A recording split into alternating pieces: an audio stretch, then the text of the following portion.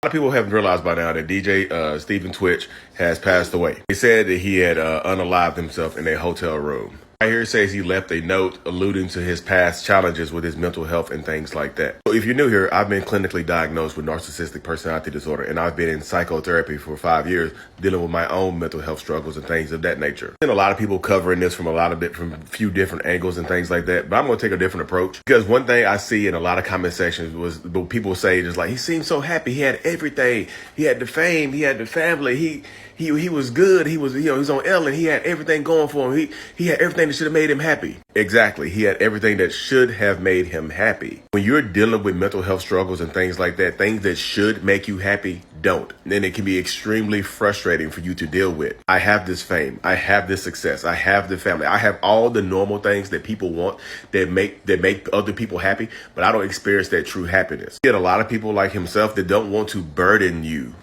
other people with their mental health struggles. They don't want to be a burden to other people, because he definitely had the resources to go seek help and go talk to a therapist and things of that nature. But a lot of times you don't want to burden other people with what's going on inside of your head, because you don't feel like anybody else will understand what's going on inside of your head. Although I don't have those ideations to take my own life and whatnot, I get it though. People like myself can go into like super depressive states where like nothing else matters. Like nothing will make me happy, no matter what. I see a lot of people say in the comment section, say, just talk to somebody. Hey, if you need help, just open your mouth and talk. Sometimes you want to open your mouth and talk and things like that, but there's another part of your brain that just won't let you do it, y'all. There's another voice inside of some people's heads that tells them that you're not good enough. Nothing will make you happy. Nobody's going to be able to help you out of this. You're a burden to society and things like that. And sometimes that voice can get so strong that you do things like that. You go to hotels, you start acting erratically. You go to hotel rooms and things like that, and you take your own life, because sometimes you feel like that's the only way that you can silence that voice and you can become less of a burden